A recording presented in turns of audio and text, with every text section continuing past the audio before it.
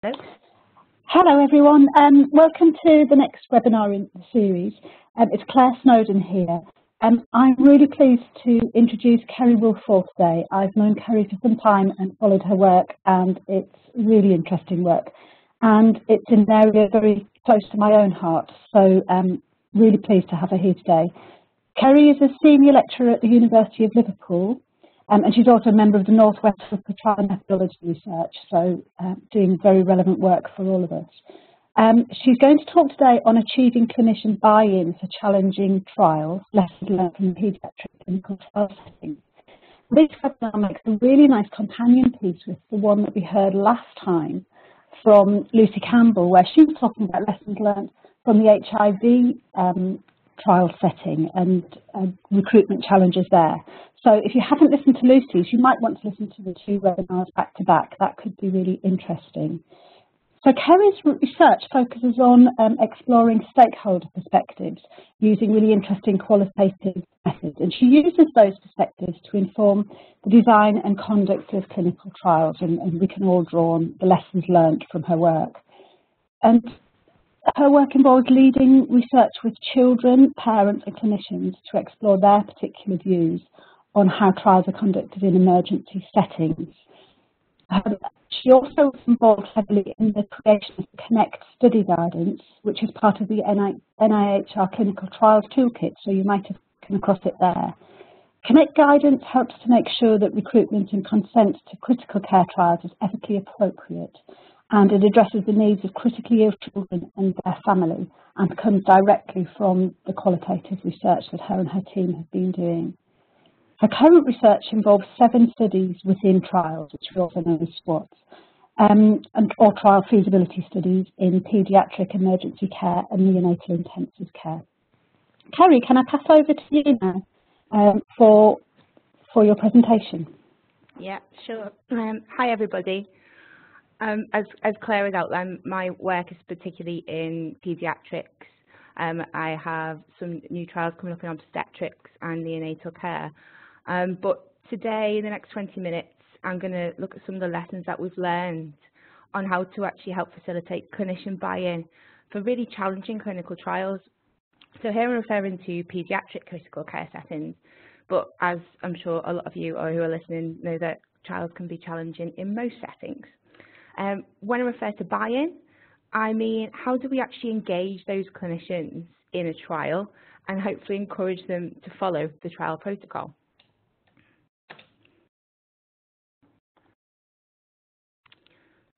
So, a lot of methodological work has focused on engaging patients in clinical trials, and that work can include a focus on the format and content of information materials, work that looks at patient-centered outcomes, or ways to optimize how the trial is explained to patients or family members to assist their understand and improve recruitment. There's been much less focus on clinicians and how to achieve their engagement in trials, and that's despite the crucial role that they play in conducting the trial and ultimately its success.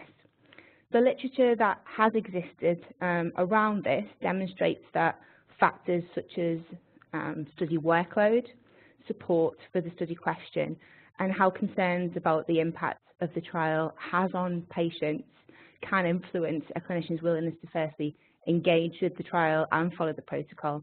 But the recommendations that have come from that work, they're mainly from observational work or opinion pieces rather than empirical evidence. So discussions between the trials unit and clinicians and presentations of the study to network meetings are common before a trial takes place, and these can help to identify clinicians' concerns about a trial. To get the most out of this, though, at that point in time when you're working up an application, you need to have a really good idea about what the trial elements will be, the nature of the intervention, the process that will be involved, and who's involved and when. And even when this consultation work is conducted, it's often not until you start opening sites that issues around staff concerns and protocol deviations begin to surface. And at that point, it may be too late. It depends on which point in the trial you start to realise what's actually the root cause of the issues that are coming through to the CTU. Feasibility work such as qualitative research for patients and staff, or even pre-trial research, the sort of surveys that are quite cheap to do. They can provide a more in-depth insight into potential challenges to trial conduct. And as they are conducted before a trial starts, they also provide that really important opportunity to identify ways to address any concerns or lacking confidence before that first patient is recruited. So in this talk, I'm going to focus on 2 HTA-funded studies which have embedded research that I've been involved in and look specifically at what patients, families and clinicians think about the acceptability of the trial and about how to conduct it. Both studies use mixed methods research, so surveys, focus groups and interviews. The first one, which I'll discuss, is called Eclipse, and as it shows on the screen, it's looking at long-lasting seizures. We're comparing 2 medicines, phenytoin, which is commonly used in the treatment of long-lasting seizures. So when we say long-lasting, they haven't responded to the first lot of drugs that have been given, so benzodiazepine, they're still having a seizure. Phenytoin is usually given, and we wanted to compare that with levetiracetam. Levetiracetam is used in other hospital settings, but it hadn't particularly been used in the emergency setting before. The chief investigator is Richard Appleton, based at Alder Hey, and the CTU is the Medicines for Children's Clinical Trials Unit at the CTRC in Liverpool. And the other piece of research that I'd like to discuss is fluids in shock, or FISH. So this was a study which was a pilot and feasibility study, and it wanted to find out, is restricted fluid bolus therapy, so 10 mils per kilogram, more beneficial than current recommended bolus, so 20 mils, which is what is usually used. And this is looking at the resuscitation of children with presumed septic shock, also known as sepsis. And that study was a pilot trial looking at that question, as well as finding out, can we do a larger trial? The chief investigator, David Inwold at St Mary's, and the trials unit is ICNARC. So, like most trials, both had challenges, some of which we as a trial management group or even the funder anticipated at the funding application stage. Some we didn't anticipate and only became clear when the feasibility study work or the pilot trial was conducted. And I'm going to highlight 2 specific challenges that were identified by these studies, and I think importantly what we did with these findings to help facilitate clinician buy-in for these challenging trials. Although both studies are based in the paediatric critical care setting, the examples I give may seem specific. I think the methodology that we used and what we did with it are transferable to other settings. So the first challenge, trials in emergency situations cannot use the usual prospective informed consent approach, and that's because there's no time. Or in fact in paediatrics, the parents might not even be there to speak to them, and any time taken to getting informed consent would actually delay those really important life-saving treatments. So back in 2013, before we did Eclipse, we conducted a survey, and we wanted to find out, first of all, how many trials were out there that had been conducted in paediatrics that had used research without consent or deferred consent, which is the alternative approach. And importantly, what did practitioners, clinicians think about this approach? And what we found was actually at that point in time, there was only really 1 trial, CATCH, that being conducted. And those practitioners who'd involved in the CATCH trial, which was looking at catheter infections in children, and that they were actually really supportive of this method. They said that it was absolutely fine in their experience, hadn't really caused an issue, parents being quite positive. In contrast, the practitioners who hadn't been involved in that 1 trial were quite negative about it, said that they were concerned about its use in research and importantly the impact it would have on their relationship with parents. So Eclipse at that point was the first CTIMP, so CATCH was looking at catheter infections. It wasn't actually using an IMP, so it was the first one to use and propose this research without prior consent since the legislation had changed.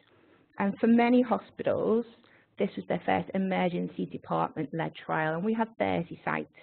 So staff were understandably concerned, and we were aware about these concerns around consent.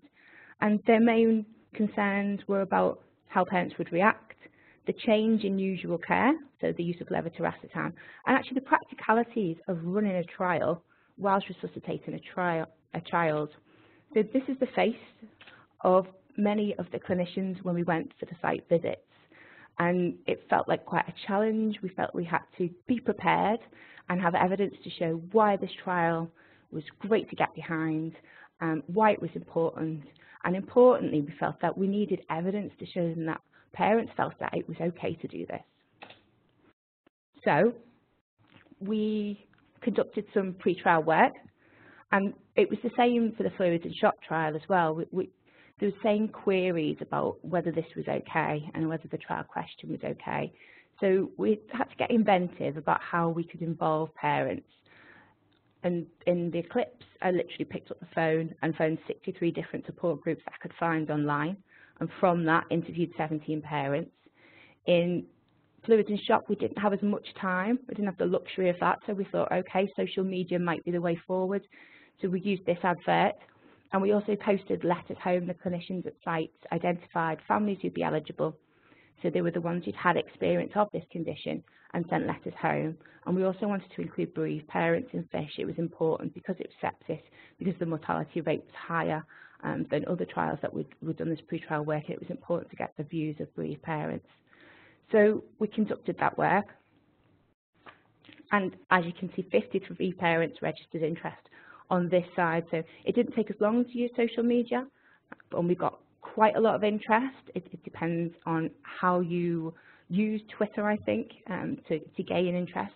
But most of those parents registered interest in one day. We were overwhelmed, and a lot of them had been bereaved parents as well, and that went up to 21 interviews, so we felt we'd learned as much as we needed to learn, so the data saturation point.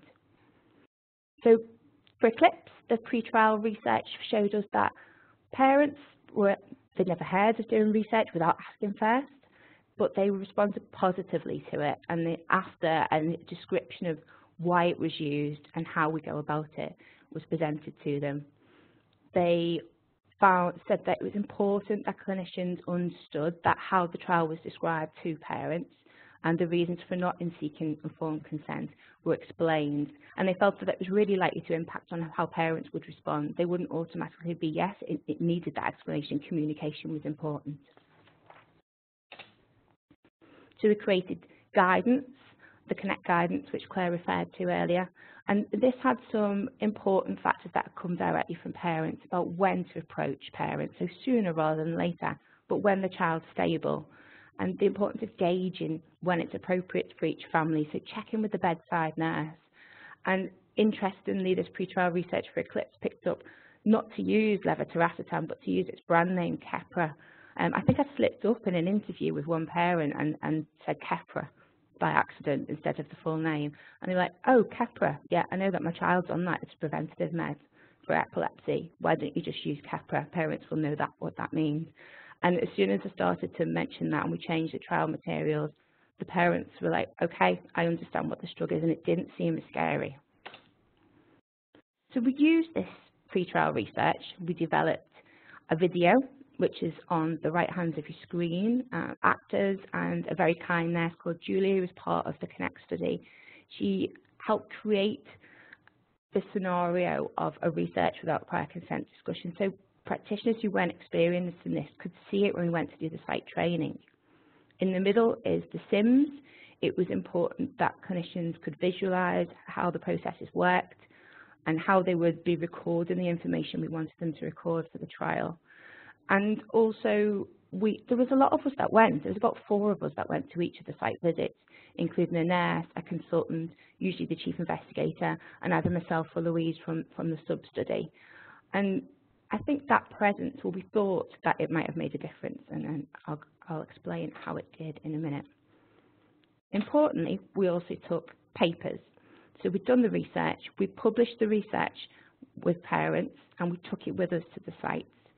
We also published the guidance from Connect, and we took that with us. It was in the site pack. It was something they could refer back to and see a lot of work had gone into this trial up front. We also put all of the training materials on a fancy USB pen, which was all eclipsed.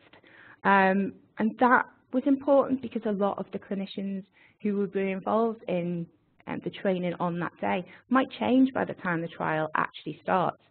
Because of the rotation of doctors, there was a need to keep the dissemination of training going over what is a 3-year trial. Training was key, and if they had the materials there and all the paperwork, we thought that might help. And we evaluated the training. So before the day, I gave out a questionnaire which looked at key things such as acceptability of the study, randomization, how confident practitioners felt about explaining the study to parents and addressing their concerns. And we also administered that after the study. And as you can see, there was significant improvements in all of the factors that we looked at. We also did focus groups when the trial had been running for a year to find out what they'd found useful, and particularly what had been useful when that training had been disseminated out again to the rest of the team.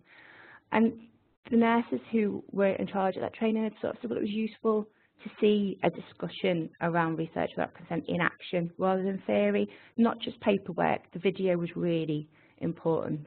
They also said that it was quite powerful to be able to say that parents had been involved in the study and that we'd used the findings to develop the study. So this was okay from a parent's perspective, and that seemed to give the confidence to the practitioners, the buy-in that we were looking for. They also felt that it was impressive about how many of us had turned up. We hadn't used Skype, we'd gone in person. It was 30 sites, it's quite an investment of time and effort on everyone's behalf. I'm particularly impressed that the chief investigator had turned up as well. And people said that's quite unusual, and it was a sign that we were taking this really seriously. They particularly requested that we gave training updates throughout the trial. So these are a number of the different newsletters that went out, and from the embedded qualitative study, which we did throughout the trial as well, we'd find things that we think would help with recruitment, and we put those into the newsletters.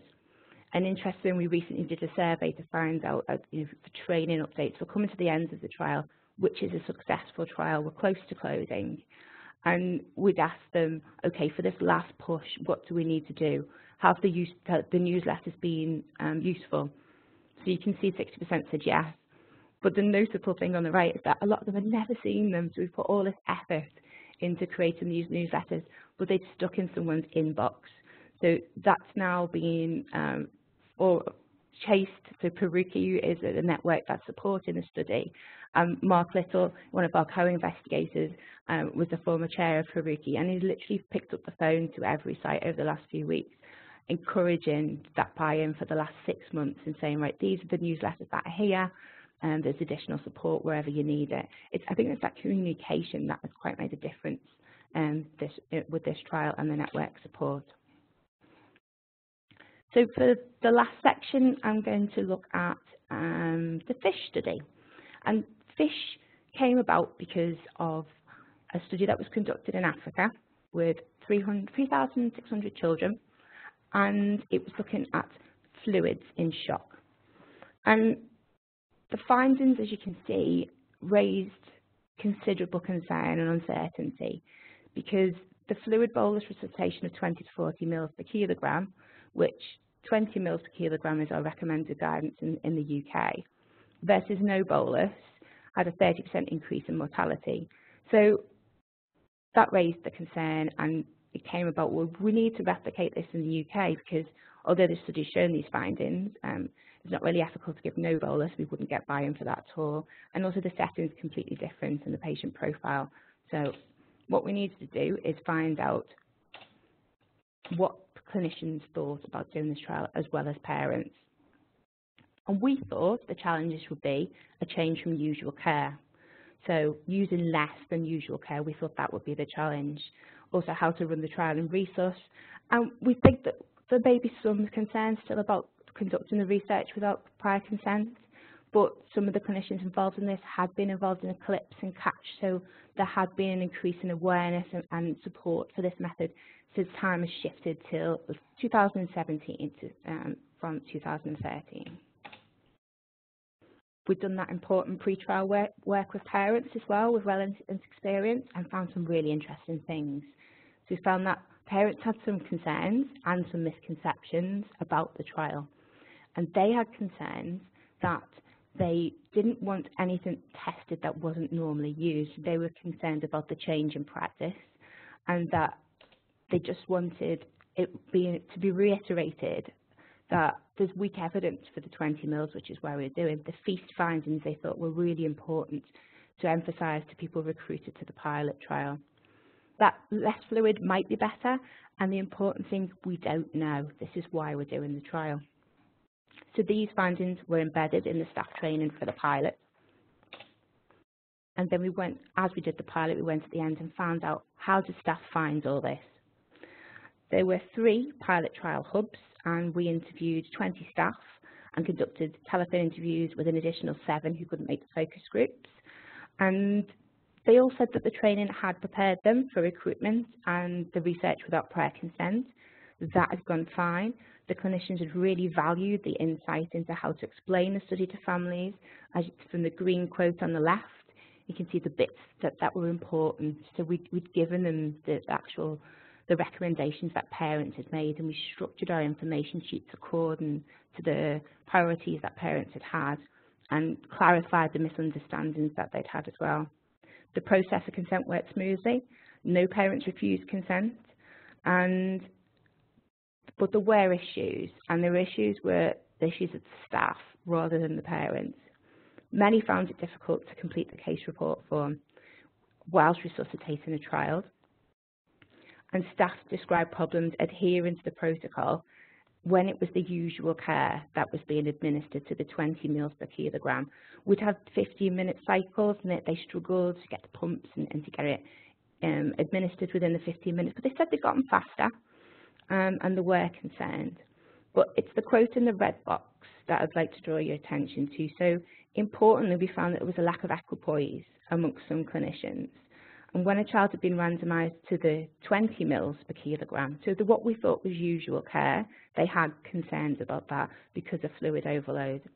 And that's despite recent updated guidance continuing to recommend 20 mils per kilogram. Some staff described how there's a clinical creep towards using resuscitated volume bolus, and we suspect that was because of the feast trial. So practice has shifted because of those findings, and they didn't want to administer what was considered to be usual practice. In addition to that, there'd been a slight change in the study population from when the pilot trial had been designed to when it had been conducted. So children were not as sick as we expected them to be, and less than half of them had ended up in ICU, or half of them had ended up with a confirmed infection. And this may have been a consequence of the meningococcal group vaccine. So what does that all mean? Well, it meant that the conclusions that we drew was that overall, a larger fish trial with the current design in the UK was not feasible to conduct. And perhaps clinician buy-in cannot always be achieved. We don't know. We did as much work as we'd done in Eclipse, but there were these concerns because of the change of practice because of feast, and also the change in the nature of the population because of the vaccines that had changed the pictures. So if others do want to address this question around fluids in shock, then further work is needed to determine whether there is still a population of children in the UK to whom the research question could be useful and be investigated. But importantly, future work would need to figure out whether there still is equipoise in relation to it in clinicians. And despite showing staff that parents supported the trial and adapting the pilot trial to make it more patient-centred, some clinicians still remained unconvinced about one arm. Arguably, however, this might have been a negative finding for us, but it's really important because it's a lot more useful and cost-effective to find this out now in a pilot than conducting a full trial that doesn't go on to succeed. So key messages, just to summarise, is that pre-trial research with patients and staff can help identify issues which may compromise trial conduct. Patient, family-centred perspectives can be really powerful, and we could see that in Eclipse and in FISH. They can help to facilitate change in attitudes towards clinicians and assist buy-in. Face-to-face site training, including the chief investigator, if that's possible, that can help facilitate buy-in and make people think this is a really important study.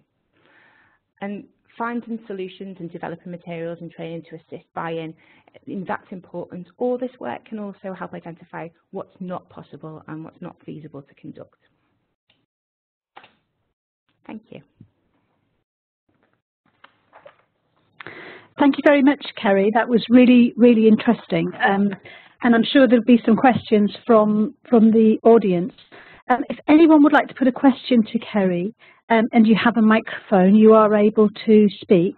If you can't do that, or you prefer not to, there's a chat box, and you can put your questions in the chat box, and Kerry can then read them and take them. So if anybody would like to speak, please alert us by raising your hand. You can see the information there with a yellow arrow as to how to do that. But in the meantime, just while we're waiting, Kerry, I'm interested in the funding of your study. And at one time, qualitative work was always really quite difficult to get funds for. It was very sort of peripheral, and was seen as something that would add inappropriately sometimes to trial costs, which people were trying to trim. Can you tell us about the sort of funding for your work, and whether it does tend to come out of the main trial budget or whether it's separately funded? It's been a bit of both, really. So the pre-trial work for Eclipse, that came out of a fellowship that I'd got. So the actual trial hadn't included this type of work, but the CTU flagged it as something that really needed a piece of work, which, because I'm in Liverpool and they're based in Liverpool, that's how I sort of came into this whole world. It was like, we really could do with looking at that. Subsequently, though, in the last few years, things do appear to have changed. And I'm sure they'll continue to shift when the funders really take in what the FISH study has found, that this work is really important to do up front. So I've been involved in a few applications recently where the funders have come back and said, no, we don't want you to go to full trial, we want you to do a pilot and feasibility first. Or there's been a request just for a pilot and feasibility. I suspect that work like this, embedded studies, will just begin to become the norm, and I think it increasingly has been, in particularly challenging areas like paediatrics. Yes, it does seem an obvious thing to do. Thank you. We do have a question from the audience. Joanne Jordan would like to put something to us. Joanne? Yeah, can you hear me? Yes, we can hear you. Thank you. Brilliant. Yes, thanks very much, Kerry. I really enjoyed that. Very quickly, I am leading on a process evaluation which is embedded in a trial which is going to be looking across the UK, which is going to be looking at weaning children from mechanical ventilation. And obviously the process evaluation is attempting to find out the sorts of things that you've just been talking about. The question I have for you is this. There is no explicit parental consent in this trial, and one of the things I found really interesting about what you've just talked about is how you discuss that issue with the clinicians and how your work with parents assuage their concerns, etc. Although there's been an awful lot of preliminary work that's gone into this trial, I don't think that's one issue that's been addressed explicitly. Do you think it is worth, even at this late stage, trying to generate some kind of evidence around parental buy-in to this sort of approach? Yeah, yes, would be my answer to that. And I think very long-winded question and a very nice, neat answer. I think those two studies have demonstrated how it can be of benefit. If you don't have already costed into the study to do qualitative work, you could look at other funding pots, but as Claire mentioned, that they're often few and far between where you can get methodological study like that added in, and quickly enough as well if you've already got funding. Another suggestion is patient and public involvement. I haven't mentioned it here, it's really important. So we did have PPI representatives on both of these trials. They helped me work up the information sheets, the questions, and that type of thing. If you can get a group of patients and a group of patients with relevant experience. They've had children on mechanical ventilation, and you can put these questions to them, find out what, and get that their views incorporated at the early stage, and then you can use that as well in your training for site staff. Yeah. One of the things they did do now, and it's a father and son. So the son actually was weaned from mechanical ventilation. And he's a 15-year-old boy, and he has very vivid memories of the whole process. So both him and his dad sit on the steering group, and were involved in all the things you've talked about. They helped work up the information sheet, etc., etc., etc. So hopefully that'll help. Yeah, I think it's important. The qualitative work, though, it did bring out things that the PPI didn't pick up. So if you can involve as many parents as possible and go through it in a really methodical way, then that would be great. Okay, thanks very much. Thank you, John. We've got two more questions for you, Kerry. One from Liz Robertson, and then we'll turn to Nigel Hall, who will be waiting patiently. Liz has two questions. One is, what did you cover in the newsletter? And secondly, how often did you send the training updates? And for me, it might also be interesting at that point for people to know if any of your videos and resources are available that you used in training. So what did you cover, and how often did you send them, and can people view them? Sorry. No, that's fine. If I can flick back, it was the CTU in Liverpool who sent these training updates. We had a fantastic trial coordinator, Amy. And you can see here, so we'd have a recruitment update, where we were left to go, and anything that we thought was important to pick up at that moment in the trial. Things change. At the moment, we're very heavy on training, so we don't miss patients because we've got 6 months left. There aren't many patients coming in at the moment, so every patient counts. That's the message at the moment, and that changes each time. I can ask the CTU if they're happy for you to share. In terms of other resources, if you Google My Name and Consent Study or Connect Study, then you will find a website which has the video that we used in Eclipse. And also, what I haven't had time to mention here today is that we did a piece of work specifically with children and created an animation to help explain research without consent to them, because often they wake up, they're not told about what's happened, they never find out about the trial because the conversations happen with parents. And we did a study, and the children just said that wasn't good enough. So they helped us develop this animation, and that's on there too. I think any sort of interactive methods instead of more paper, more emails, is always helps to engage. In terms of how often the newsletter, every couple of months, I would say, unless there was something particularly important, and then the time frame would be narrowed. Thank you, Kerry. Thank you.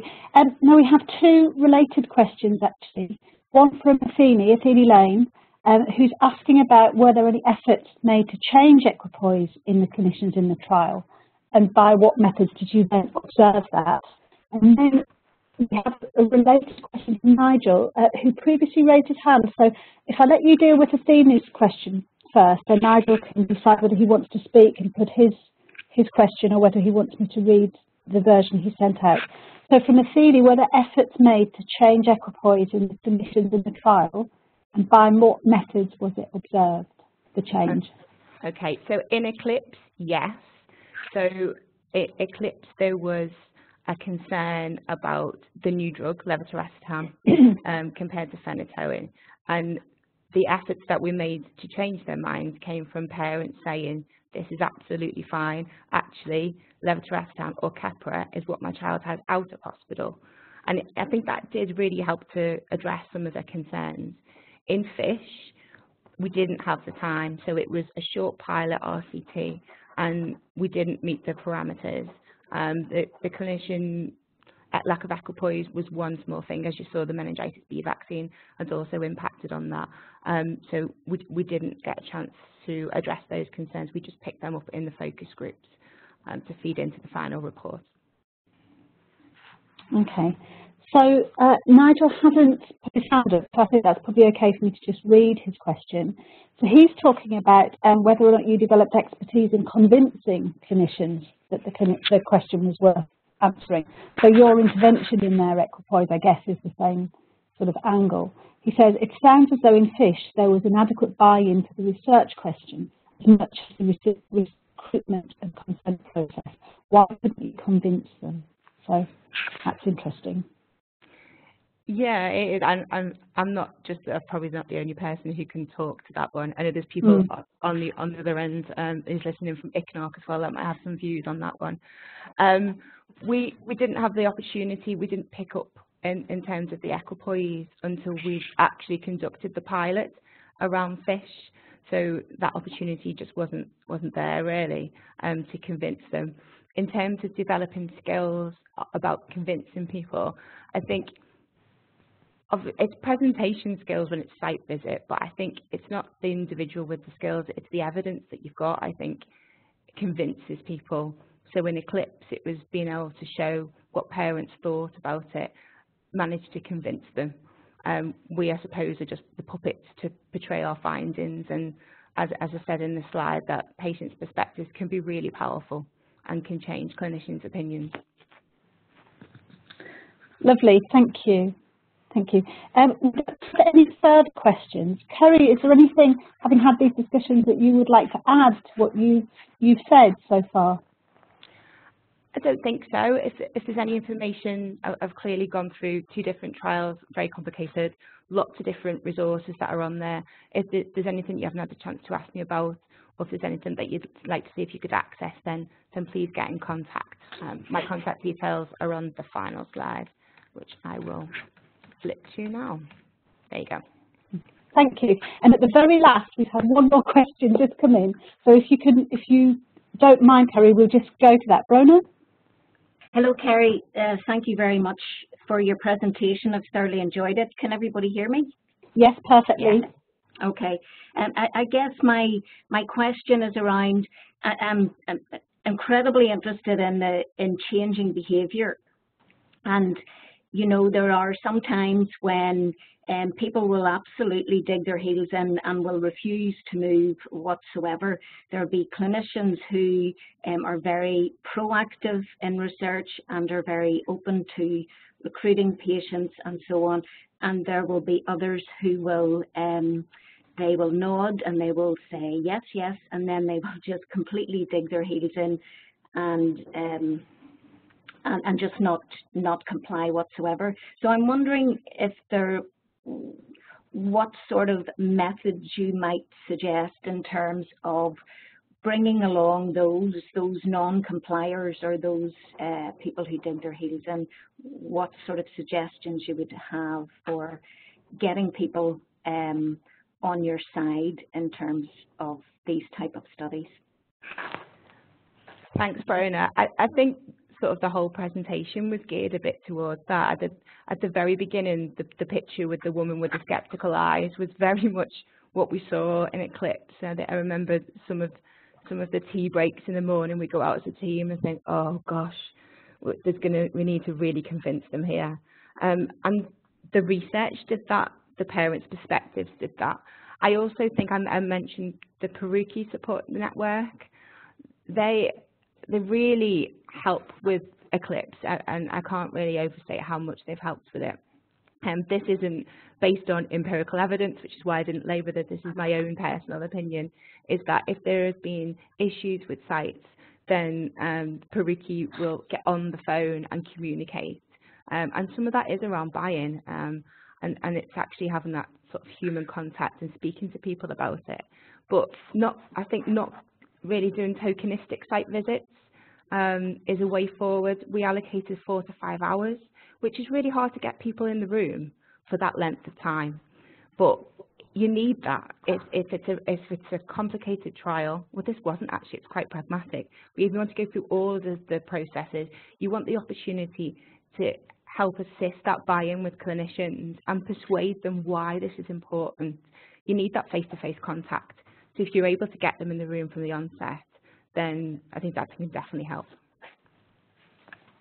Lovely, thank you. And Kerry, you'll be pleased that Paul Mancy's raised his hand to see if he can speak. We're not sure whether he has audio or not. Paul, are you able to speak?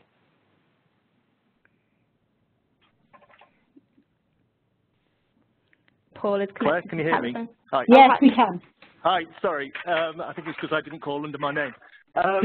I just wanted to pick up on a couple of things that were said on fish, and albeit I think Kerry has mentioned, obviously, and it's come up on the equipoise issue that was picked up in the focus group's post-study. But actually, the adherence to delivering the 20 mils per kilo was very good. The timing was sometimes difficult, mainly because it was a larger bolus.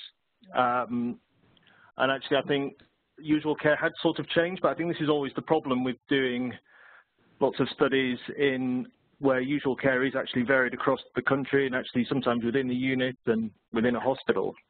It is quite varied, and sometimes you end up going for a usual care arm and have problems with separation against what actually is the intervention, and having a strict, clear control and based on what are probably poorly evidenced guidelines against an intervention which maybe 10, 15% of clinicians are actually doing. You will always have these slight issues of, I feel I should be giving the intervention, but it's not quite a usual care arm. It's actually what the standard care should be.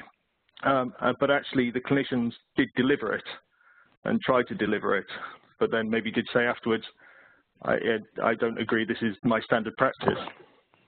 Yeah. Some of them weren't happy about it.